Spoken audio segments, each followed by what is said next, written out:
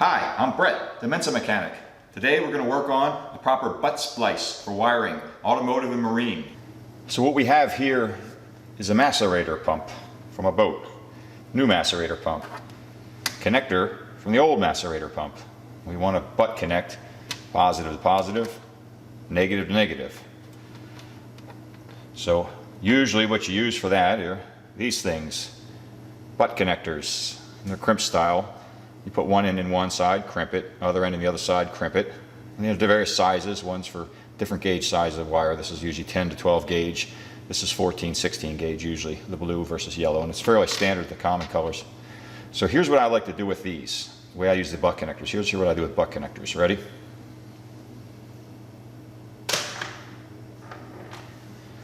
That's what you do with a butt connector. If you want a good connection, don't use it. Best way to do it is to solder it. So, a piece of heat shrink tubing, a bit wider than the wire gauge size. Slide that over. Pre-strip about 3/4 of an inch. Slide it over both sides. Move it back off the wire because the wire is going to get hot while you solder it, so you don't want the shrink tubing shrinking before you've had a chance to move it over the joint. Now, to make a butt connection, I usually like to do this.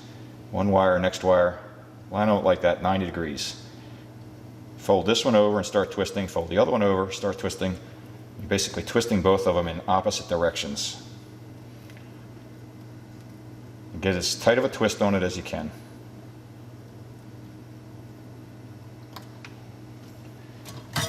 Soldering. Any soldering iron will do. This is a soldering iron that I use. I like to use a thin solder, but you can use a thick solder. This has rosin core to it.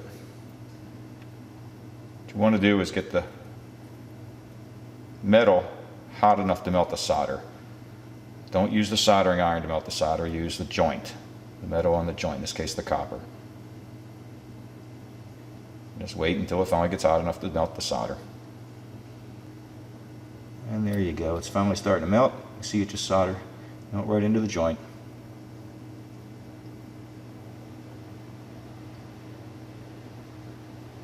Let it flow, remove the heat source, let it cool. While it's cooling, we can get the next one ready. 90 degrees, and counter wrap them. If you wrap them right, they won't even come apart even if you don't solder them. So it's kind of a mechanically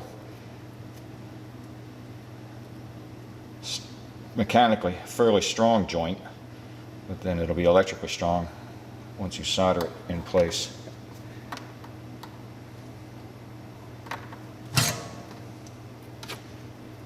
Have solder out, ready to go. Get the heat on this one.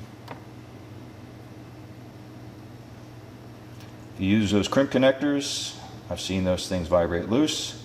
I've seen them corrode, especially on boats. But even on automobiles, it's just not a good connection system. They're easy, but they're just not a good connection system. You want a good connection system, you don't want to have wiring issues that you're chasing. Sometime in the future, don't use the butt connector, the crimp connectors. Take the time to solder the wires.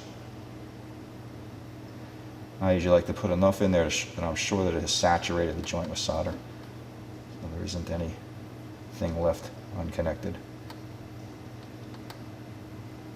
And there, done.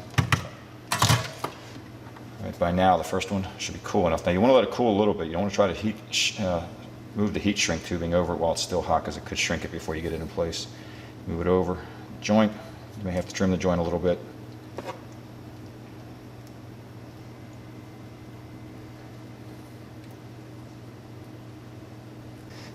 Now for shrinking the heat shrink, I use basically a heat gun. You can try a hair dryer, but most hair dryers won't get hot enough to shrink the heat shrink tubing all the way. Just move the heat back and forth. You'll see it start to shrink into place.